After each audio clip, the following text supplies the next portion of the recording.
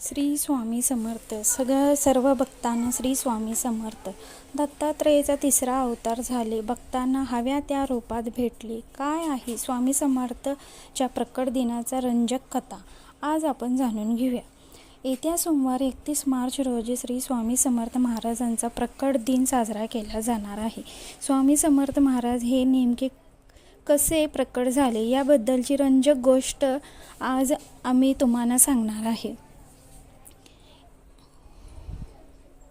दत्तात्रेयाचा तिसरा अवतार म्हणून प्रकटले श्री स्वामी समर्थ.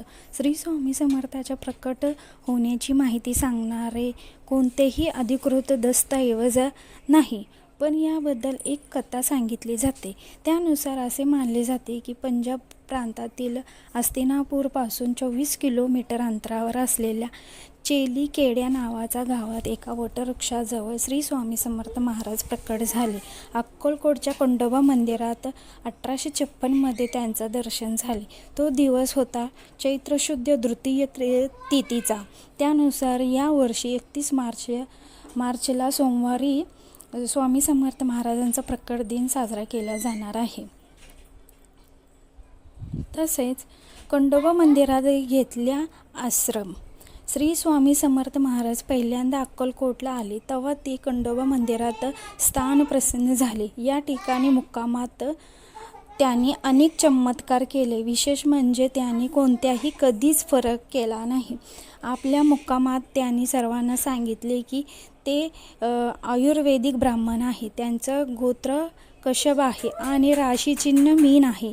त्यांनी आपले शिष्य श्री बालप्पा आणि श्री चोलप्पा यांना आशीर्वाद दिला. त्यानंतर तेथून स्वामी समर्थांनी संपूर्ण देशाचा दौरा केला आणि दौऱ्यात ते सर्वत्र वेगवेगळ्या नावाने ओळखले गेले. वयाच्या 6व्या वर्षी महासमाधी घेतली.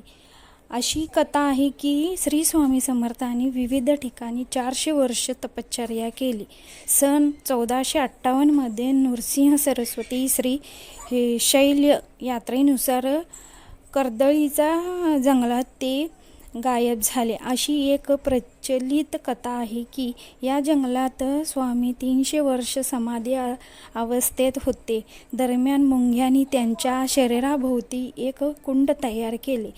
एके दिवशी लाकूड तोड्याने या ठिकाणी असलेल्या झाडावर जोरात वार केला तेव्हा त्याला रक्त दिसले आणि एक वृद्ध योगी ध्यानात मग्न दिसला.